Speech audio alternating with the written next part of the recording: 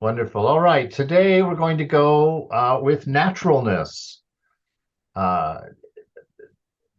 this is really the funny thing about that title is really that's the same that would be a synonym for enlightenment. Believe it or not, I mean that's really our non-goal. And it's a non-goal because it's what we are. But we have to learn to be natural, to be true to ourselves, because we define ourselves with thinking, and that's not what we are. We are something before thinking. And because we haven't touched upon that, we've come up with ideas in our thoughts of what we are and what our role is.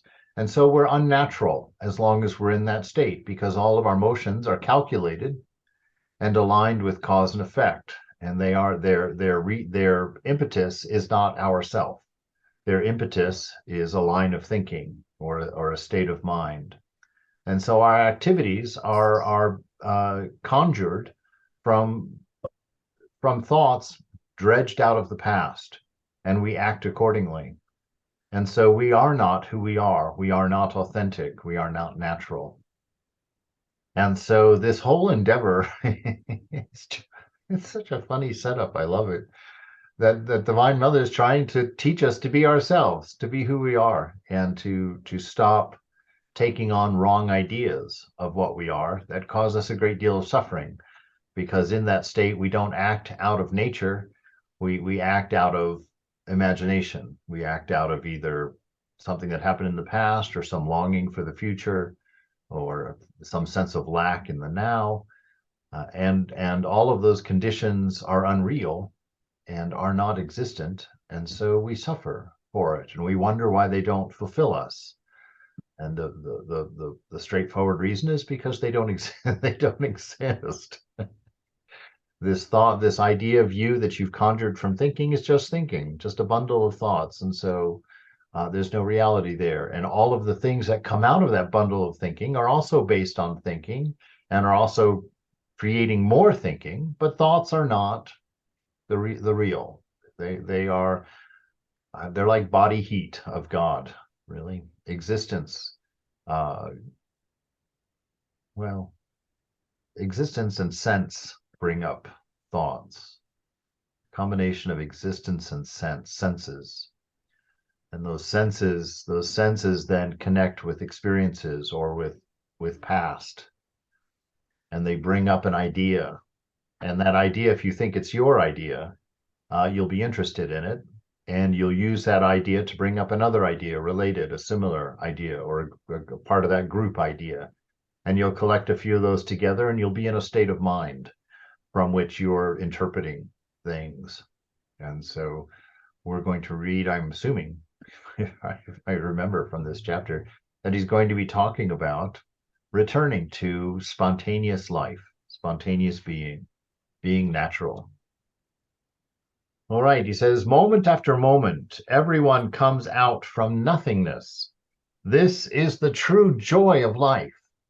And this is the most difficult thing to understand, or excuse me, I'm displaying my old age continuously. But this state of coming out of nothingness, this is the true joy of life. Um, it takes a great deal of faith to approach this or understand this, but this is the reality that all of this changing world, when perceived from this beautiful space within, that's before thought, before change, before experience, that if you can imagine standing in that place and observing an absolute safety and security, a constant flow of change that never repeats, that is the constant manifestation of the glory and wonder of the divine in all of its aspects.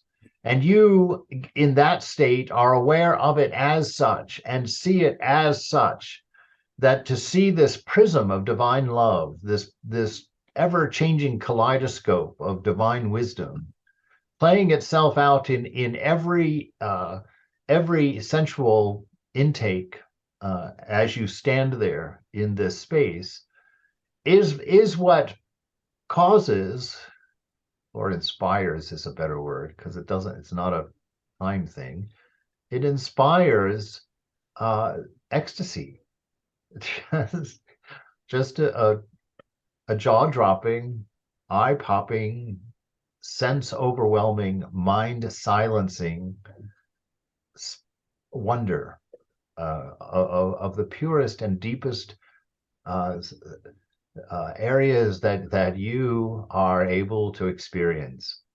So moment after moment, everyone comes out from nothingness. This is the joy of life. And so this is what we're trying to uncover in ourselves. We're trying to remove all the things that have disallowed us from perceiving things in their real state, and seeing them as they are, which is what fosters this wonder, this awe, this delight of life, of being. So there is a big misunderstanding about the idea of naturalness. Most people who come to us believe in some freedom or naturalness, but their understanding is what we call Jinin Kengedo, or heretical naturalness. This is that naturalness or being who we are based on ideas of ourselves, based on thinking. Okay. Jinin Kengedo means that there is no need to be formal, just a kind of let alone policy or sloppiness, just a removal of ego, a sense of control. You know, that's the problem, is ego sees this constant, steady flow of the changing, and it's terrified in that state because it has no ground, it has no stability. And so in its constant insecurity in this flow of change, with its identity based on the changing world, based on senses and thinking, it's always panicking to control, you know, to get some sense of I'm in charge of this life and what happens.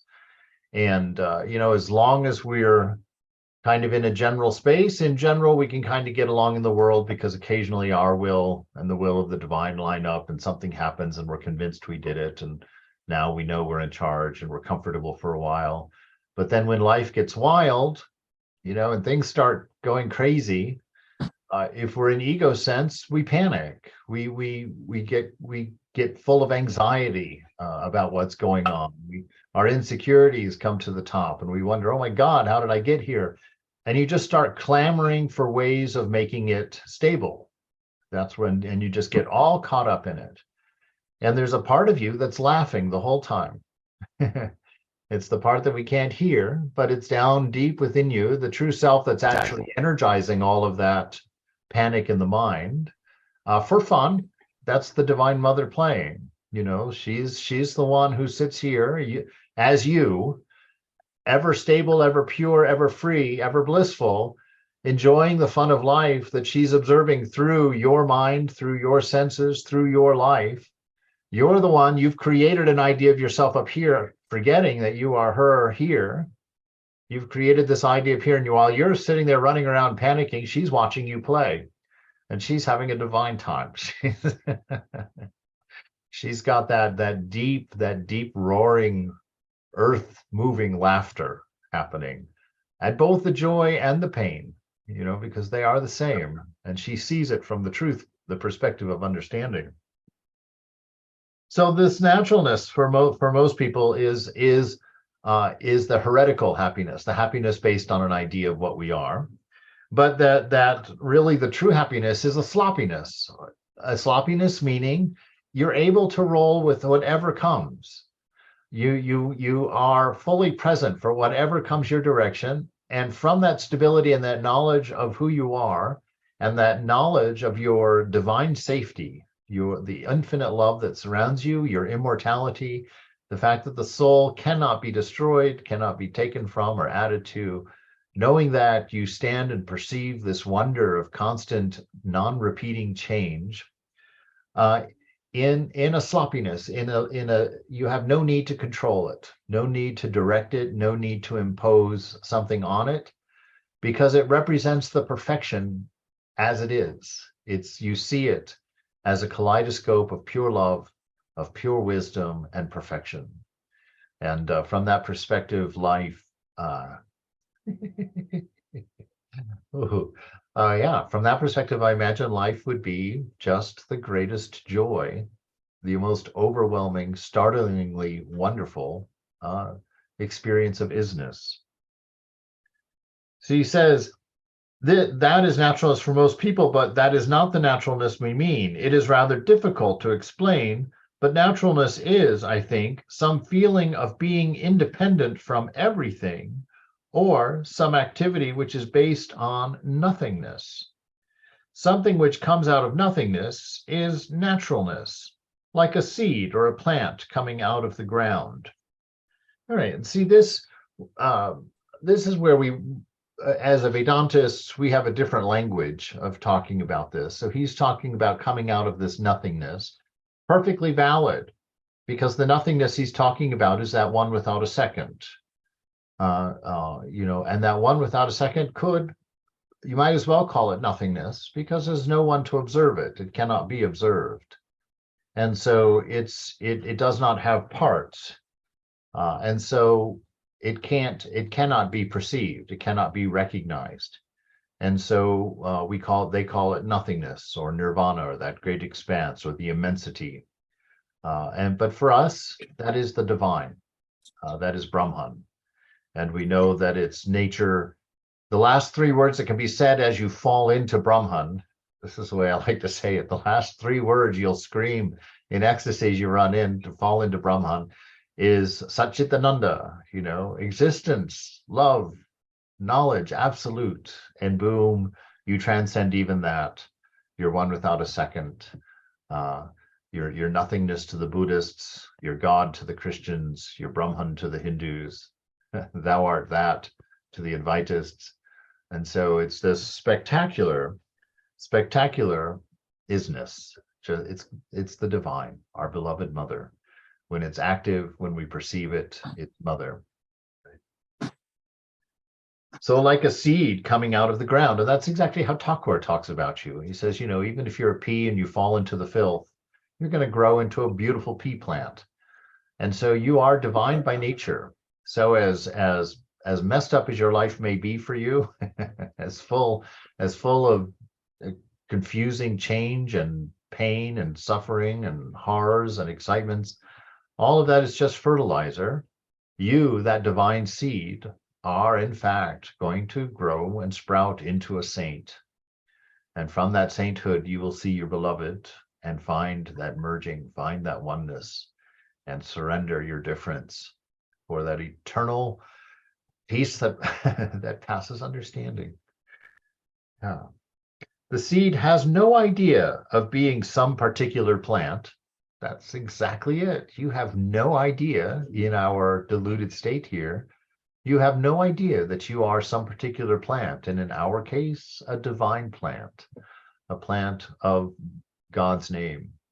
We just blissfully going on thinking that we're some ordinary bumbler making our way through life, having no idea of the depth of our beauty, the depth of our wisdom, the potential of our infinite ability to love, just going on as if we're normal everyday people, because normal everyday is what the ego likes, because it can so easily control the normal everyday.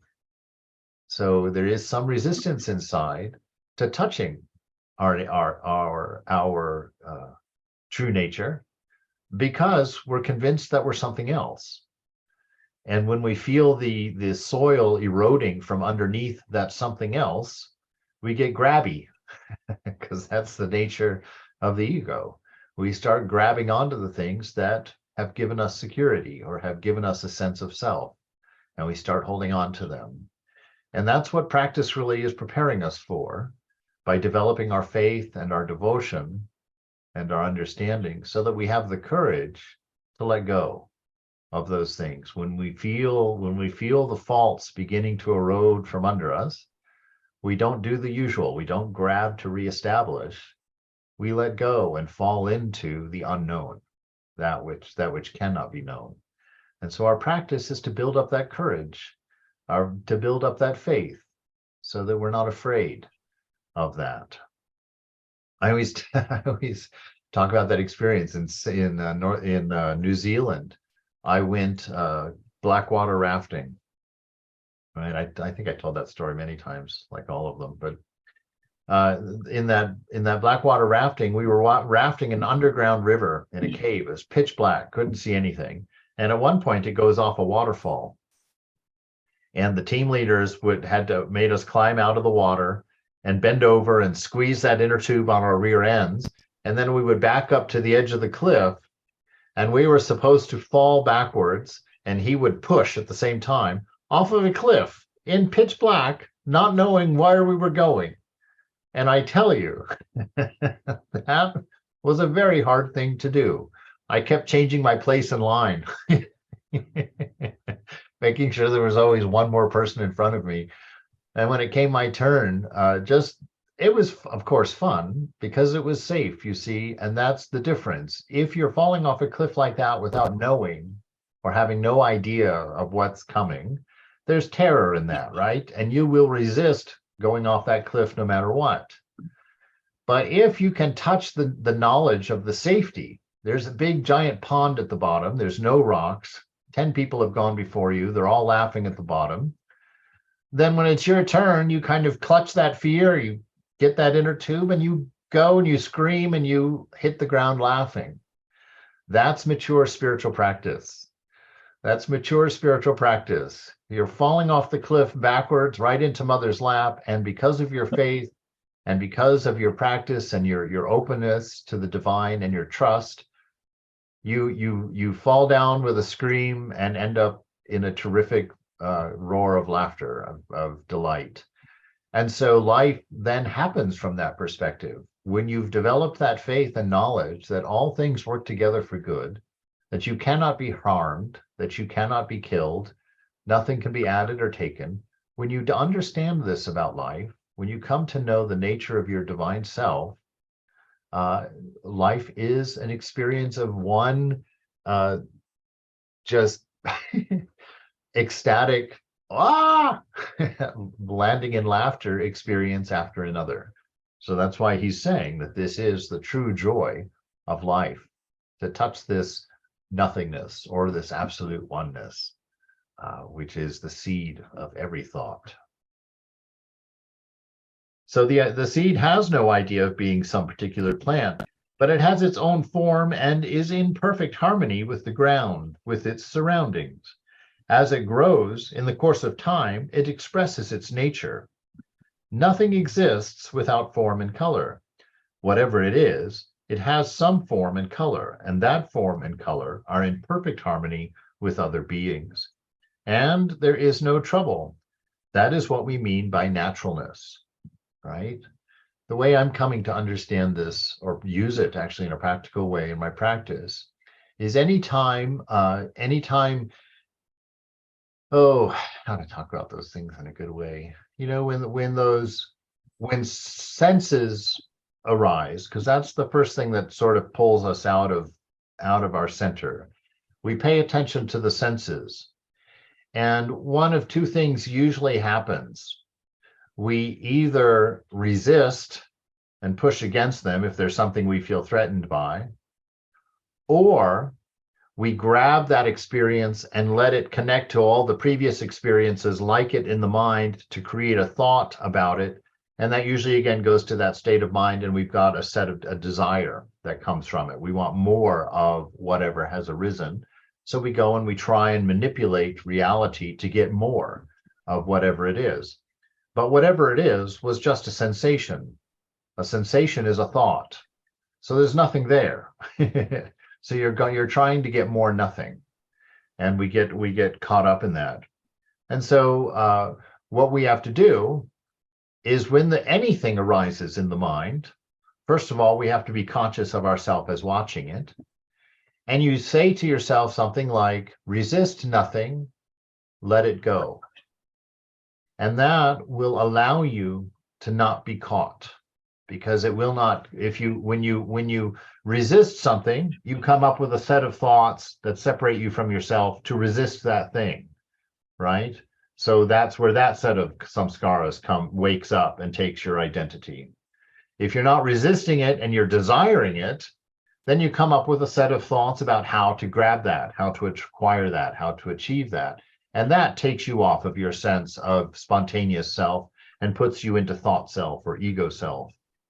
What we're wanting to do is to see whatever it is arise within. If it's beautiful, let it be beautiful. Acknowledge it as the divine beauty, but don't try and grab, don't try and resist, because it will disappear of its own accord.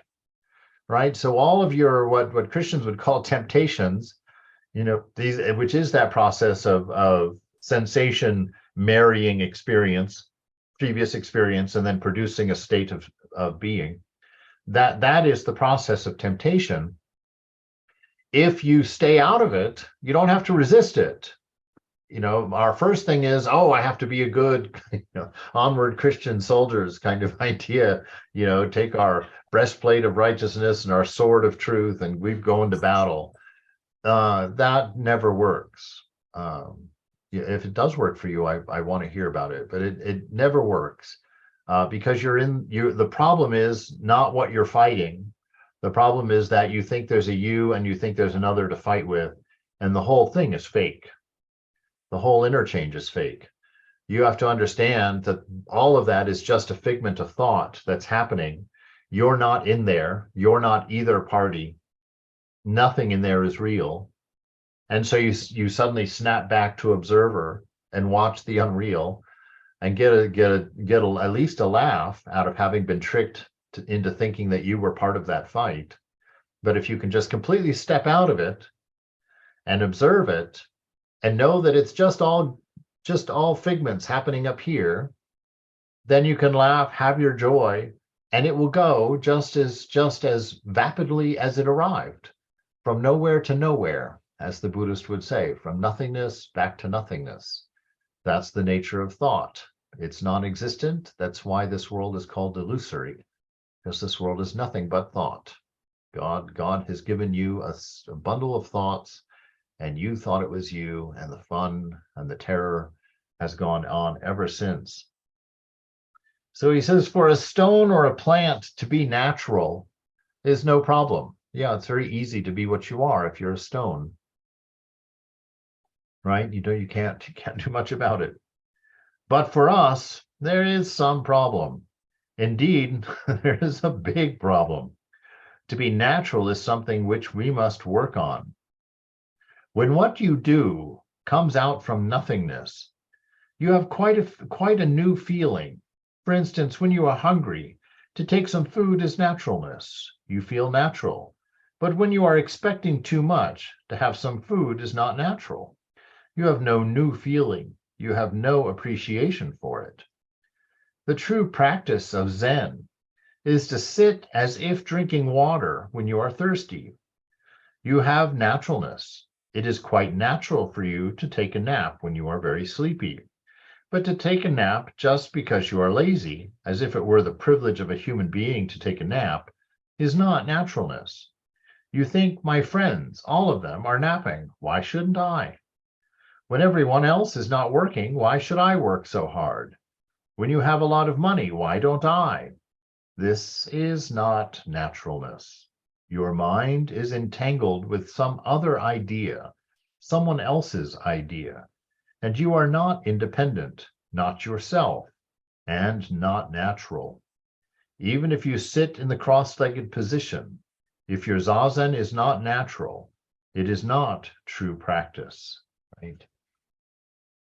So this non-naturalness in sitting, what would make that non-natural? It's that grabbing idea, right? So once again, he's bringing up this notion of naturalness.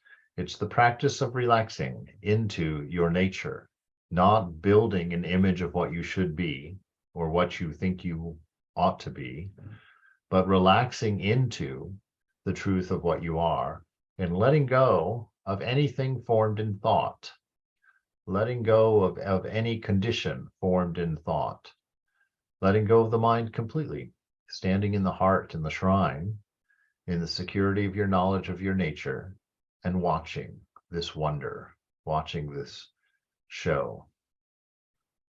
I just had this image. There was Oh, YouTube, like a 10-minute documentary YouTube video on a volcano, and these scientists that were dressed in these silver protective suits with these, you know, outrageous helmets on, getting right up. They were in the I don't know what you call that, the mouth of the volcano, down closer than any sane person should be, taking measurements and doing all kinds of things as this lava is just literally bubbling and exploding up right in front of them. And they're sitting there, you know, doing their thing because they're completely covered and safe in their suits and whatnot. And so I get this image of that really being what we're what we're doing is you know, to put on our suit of faith in the grace and love of the divine, the wisdom of being, and approaching the very mouth of Brahman, where of course it's illegal to say that, but approaching the mouth of Brahman, the portal, that thumb-sized hole here within where Brahman, as it were, okay, metaphorically speaking, Brahman comes bubbling through a spring, bubbling through a spring. So you've got pure love bubbling through this spring, pure wisdom bubbling in, your existence bubbling in through this thumb-sized hole in the self here. Call it, you know, that divine presence, that image of God, comes bubbling in and becomes you. It gets expended through your mind, through your expression, through your action, through your thinking, through your whatever. And what we're being asked to do is to put on this silver suit of protection in faith and grace and the knowledge of the divine, to stand right there and in this great joy, this true joy of life, to watch this untainted bubbling out of pure love, pure existence, and pure wisdom, watching it bloom into its expression in this world. You're not putting a hose on it. Ego tries to put a hose on it so it can direct it and control it, you know, so it can name it and be in charge. But to the divine self, there's no need for that. You know, God would never do anything imperfect. So there's no need to control. That sense of surrender and safety is absolute.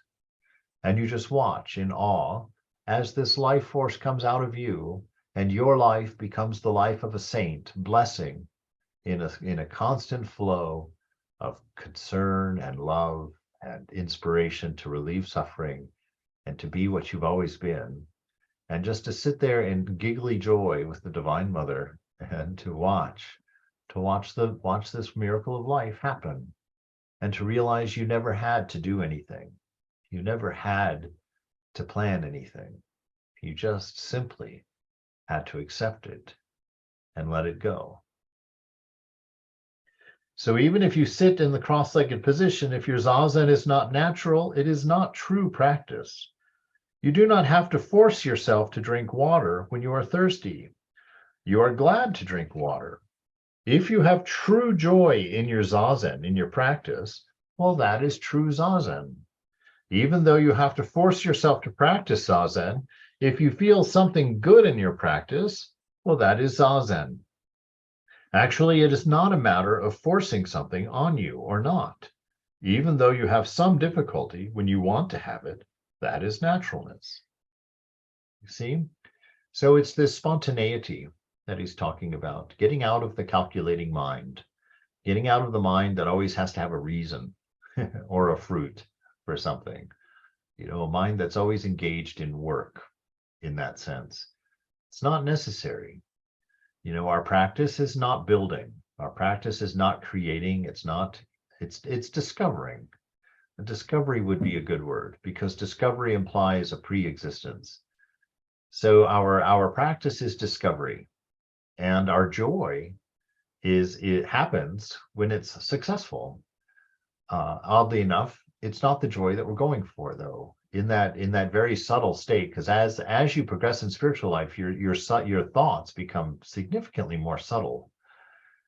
Which, let me be ignorant and say that my thought about that has always been a little bit of disappointment, because, you know, when you join, most of your bad habits are very visible. They're not subtle at all. You know, you're grossly rude, you're grossly self-consumed, you know, you're irritated by all of the discipline going on around you. And you battle that, you battle that, and you battle that. And your constant idea in your mind is like, oh God, well, someday this will be better. Someday I'll be like Swami B. Someday I'll be like Swami A. Someday I'll be like Swami D. Someday I'll be like somebody else, right? And you keep working, and you get to the point where it's like you're not wanting to go out to eat every day. You're not wanting to, go out and hang out with your friends every day, and you start growing. But you realize that your inner life, you're still, wow, there's so much still in there, because your battle, as you become more and more subtly aware of your ignorance inside, the battle stays just as intense the whole time, but its nature gets more and more subtle. And you're like, oh my Lord, what's going on? Until the point where you realize the whole problem is that you're in the battle. Stop it. There's nothing to battle. Accept it and let it go. That's the magic. It will disappear of its own accord if you let it go.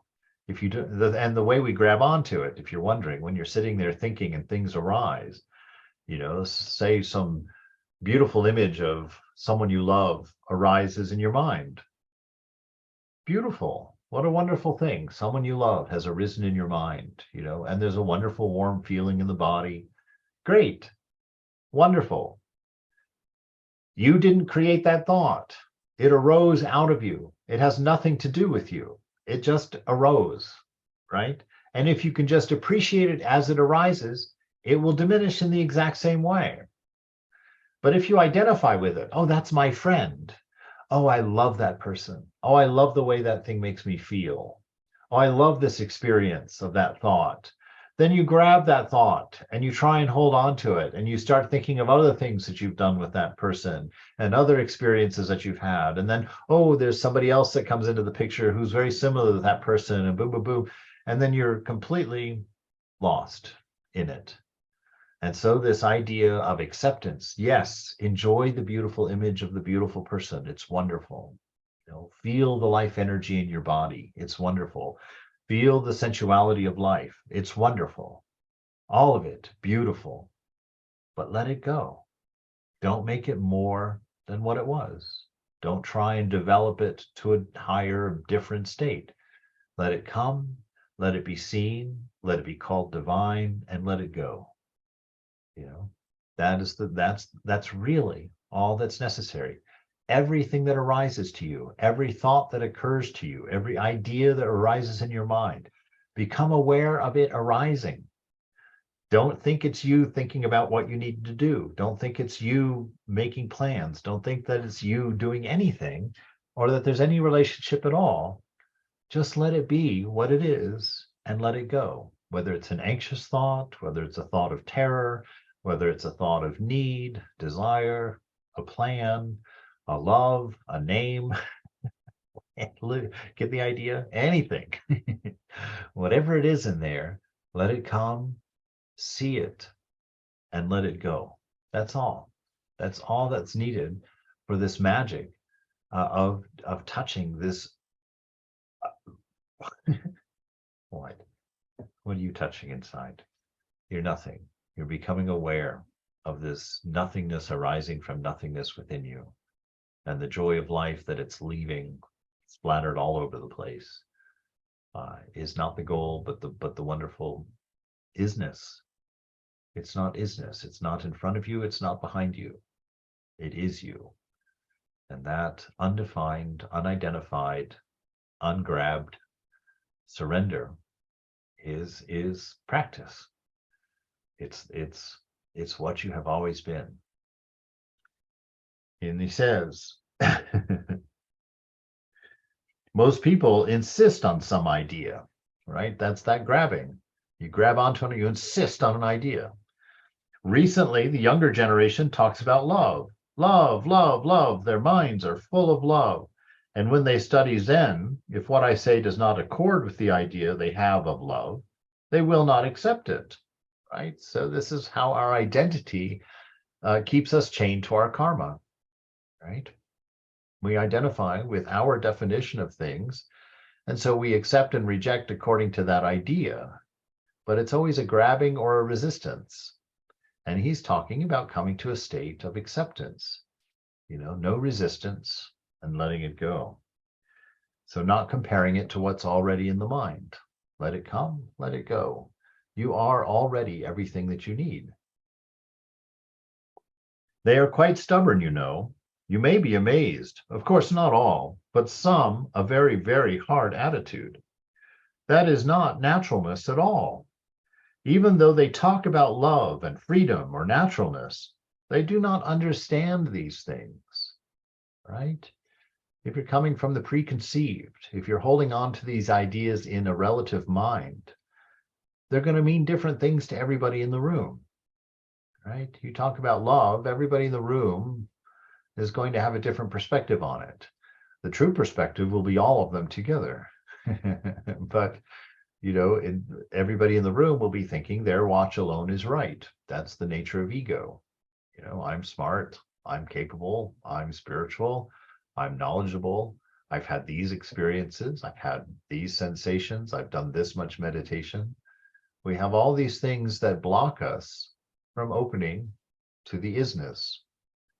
And then all of the need of ego to grab onto those things that we see or perceive as advantageous. So even though we talk about love and freedom or naturalness, we do not understand these things. And they cannot understand what Zen is in that way. If you want to study Zen, you should forget all of your previous ideas and just practice Zazen and see what kind of experience you have in your practice. Let all of your expectations go. Let all of your ideas of process go. Let all of the reasons that you're sitting go. Let all of your hopes in why you're sitting go. Just be and open yourself completely to what's being experienced. At first, it will all be external things because that's where we live. At first, we'll sit there and we'll hear the cars in the driveway, and we'll hear the birds, and we'll feel the warmth, and we'll all these things because we're body based. So those are the first things we experience. With practice, we get past that, and then it'll be the thinking, the all the ideas and the world of ideas, the world of thought will be in there and be experiencing that. And then after some point, there'll be a silence, and it'll be the name of God that we're focusing on, and it's still external. Right? And then it'll go subtler than that, and the name won't even be there. It'll just be this amazing experience of a love and of a warm, very ecstatic, happy feeling. And then you come to understand that also is just a sensation. That also is just something coming in from a sense. So you remind yourself, no, not even that. Don't be identified even with that. That is not the goal of this meditation.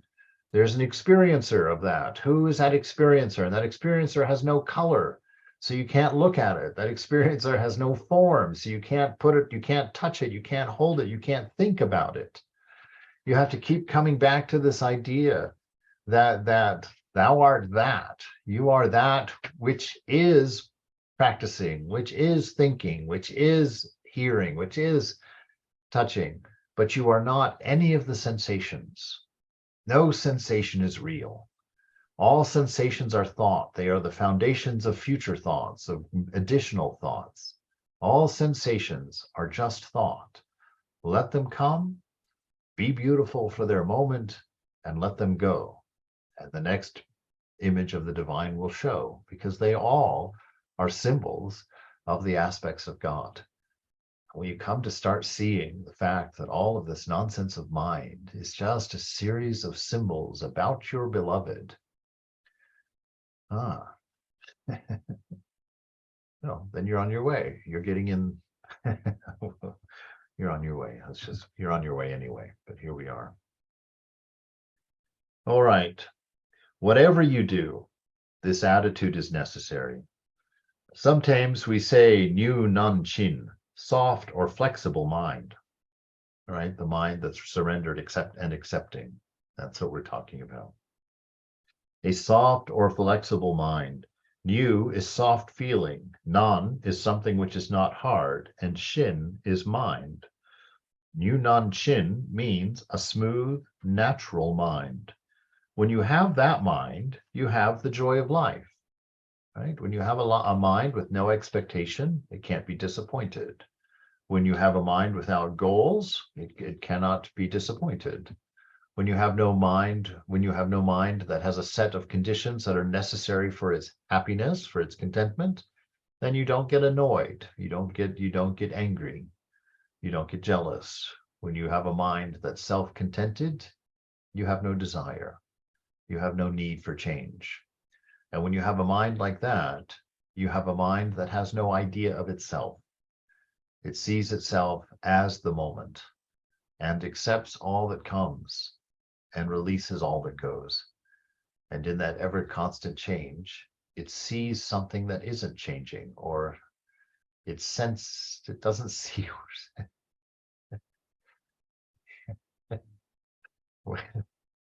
It's impossible.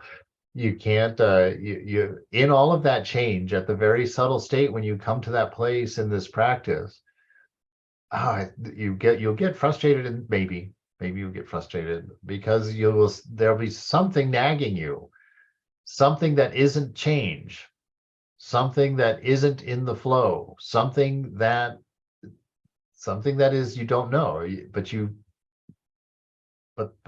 but and you just sit there like, what? But you don't know how to study something that you can't objectify. You don't know how to accept something that you cannot experience. It's a very but it's there, and you sense it there because you can see the waters of experience parting around it. Like one of the things, the gross ways you can really experience it is, I told you that I was I took with Sushil during COVID. We decided we would do yoga in the basement together pretty much every day. And one of the things, he was the leader, so he was the one teaching me how to do yoga. And one of the things he had me do was sit here do this, but like 300 times, and this doesn't seem like you're doing anything. It seems like you're lifting weights with no weights. That'll be no problem. But 10 minutes into it, you're like, oh my God, I'm dying. So one of the ways, the most profound way I have found to exercise and not get overwhelmed with the exertion, with the pain of muscular exhaustion, is to, instead of paying attention to the moving arms, pay attention to how you know that they are moving, which means pay attention to that which is not moving, right?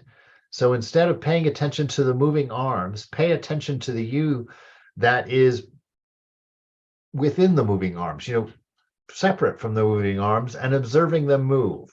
Become third party to your own arms. That's disidentifying. That's letting go of the identity.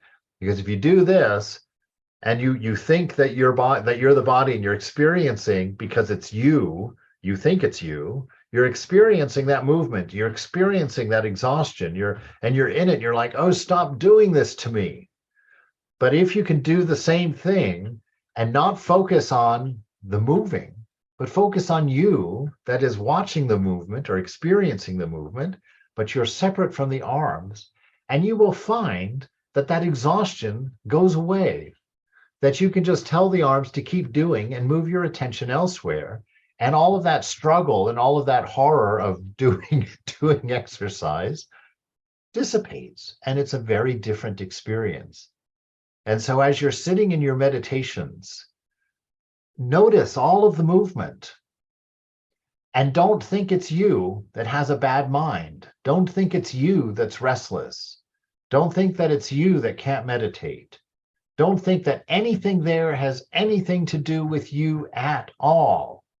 And let all of it imply the part of you that can see a noisy mind, the part of you that can hear the noisy world, the part of you that can watch a jumble of thoughts come up in the mind.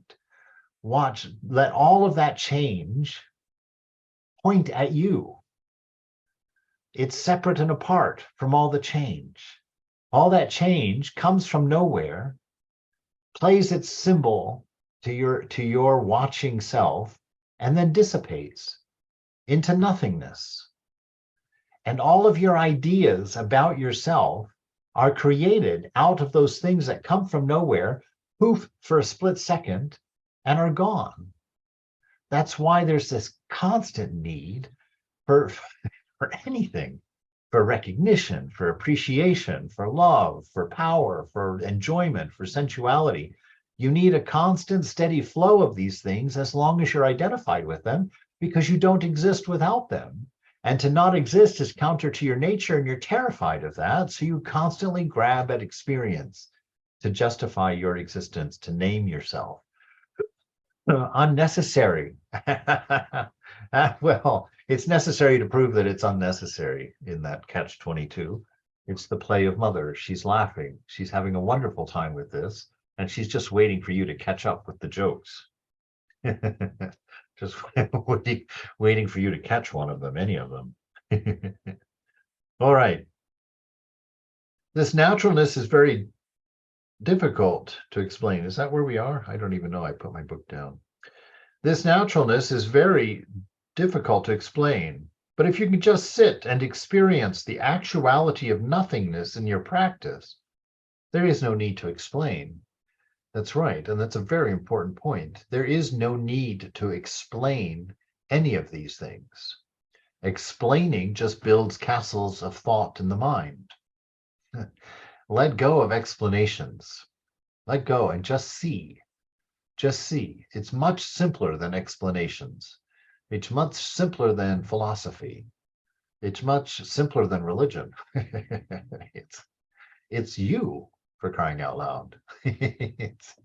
It's you. That's it. That's it. If it comes out of nothingness, whatever you do is natural, and that is true activity. You have the true joy of practice, the true joy of life in it. That means everything is happening through experience, through expression of the divine within you. That's the pure mind. It's not a plan for something else. It doesn't have a maturity date somewhere in the future. It doesn't have an origin somewhere in the past. It's a pure being in the present. So you have this true joy of practice, the true joy of life in it. Everyone comes out from nothingness moment after moment, right? This constant change. I can just say the same things over again. That's all I can do. But they're just as funny the second time, because it's so obvious and yet so utterly not obvious. You know, we see it, we can taste it, we can, doggone it, we can just almost feel it, but we're trying to grab it. And that's why just ultimately, like, what's going on here? Why can't I get this? Why can't I see this? Why can't? Because you're sitting there trying to make it other. You're sitting there trying to put it in front of the senses, in front of the mind. But it's before those things, before that, it's here. The mind has nothing to do with it. It can't be done in mind. And even that's a wrong statement, because everything is mind. Pure mind is Brahman, but changing mind is Shakti. But the mind itself is the container of all. It's, I don't know, you are that. You're outside of it. You're the container of it. It's all within you. There's nothing in there for you to get. Anyway, now that I've thoroughly confused everything, that's that's what turns the lesson into nothingness. But it's just knowing, you know, it's opening. Accept everything that's going on for you in life. Don't use it as fodder. Don't use it as a motive. Don't use it as an idea or a calculation.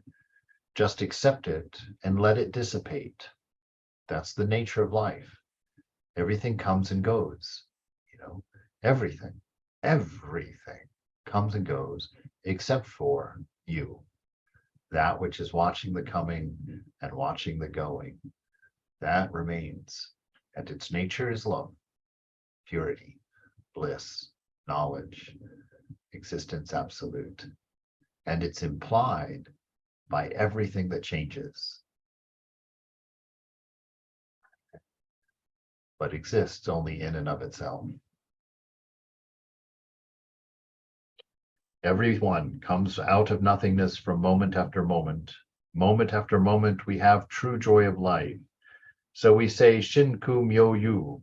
From true emptiness, the wondrous being appears. Shin is true, Ku is emptiness, Myo is wondrous, Yu is being. From true emptiness, wondrous being. True emptiness, right? What does that mean? That means not from memory. This moment for the deluded soul is determined by memory, right? It's the rolling of the wheel of samsara. But to the knower, it's from nothingness. This moment had nothing to do with the previous moment. Because there is no previous moment. There's only one moment, eternal and ever free. But the mind will slice it. It puts it in storage and compares the current moment to the previous moment. And then it has to explain the difference. And so it comes up with karma, it comes up with cause and effect. And it makes up a story. That is Maya. That is delusion. So from true emptiness, wondrous being. That's your clue for today, which is where we're going to stop. From true emptiness, wondrous being. So this moment, let it come from nothingness. Don't let it come from the mind. Don't let it be defined by previous. There's none such thing. Let this moment be itself, and let this moment be free, and let it come, and let it go. And you remain as the only truth. All right? Is that simple enough? I'm happily confused now.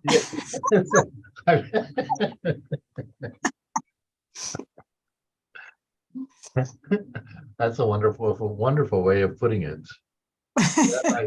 I think much of our spiritual life is exactly that, wonderfully confused. And if you can practice this attitude or this idea, then even though we have not achieved this level of thinking or this level of non-thinking, we can still experience the joy of life. We can still experience a touch. We may not be in the same room with the music, but it'll be like being at the Hollywood Monastery when they have a concert going on at the Hollywood Bowl. You can't quite tell who's singing, but you can hear the music. It's kind of cool. You're like, oh, it's good music. And so it's kind of like that. Spiritual life, we may not be realized, but we can hear the music. We get a little taste of it here and there, and so that's wonderful. That's a nice way of saying it. Wonderfully confused. Thank you. Yes, indeed. All right. Any questions? No questions? All right. That was like a weird way of exercising with the arm back and forth 100 times. What was that about? Yeah, well, you've been yoga before, taken yoga. Yeah. Well, yoga is weird exercise. I know, but I've never seen that in a yoga class. Really? Doing this? Don't tell me that. Sushil's my teacher. He's my guru. Don't tell me he was just making it up. No, I've never. Has anyone seen that? It's more Tai Chi. Chi Kung. Yeah, he had me doing this, and then we did it out like this, and then we did up like this, and we did way too many of all of them. It was a horrible experience, which burned off immense amounts of karma and has finally set me free of exercise.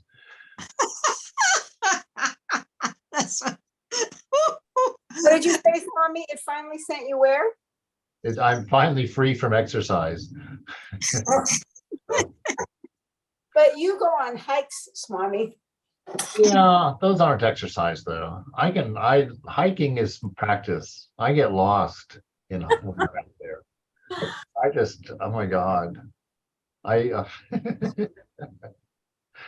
Yeah, no, it's beautiful. I love to hike.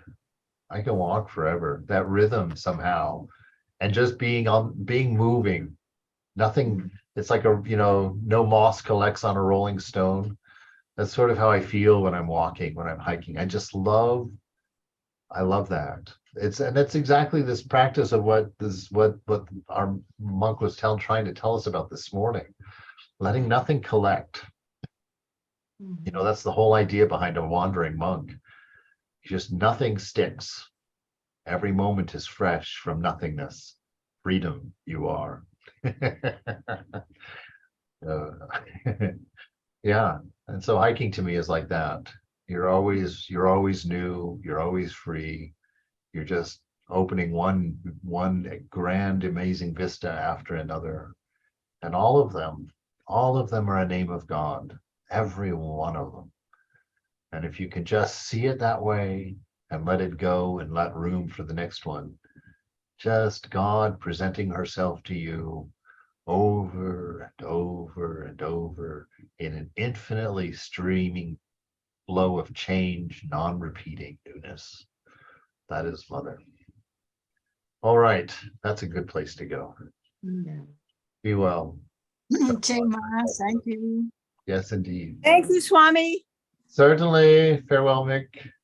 Thank Enjoy you. the trees. Thank you. Indeed.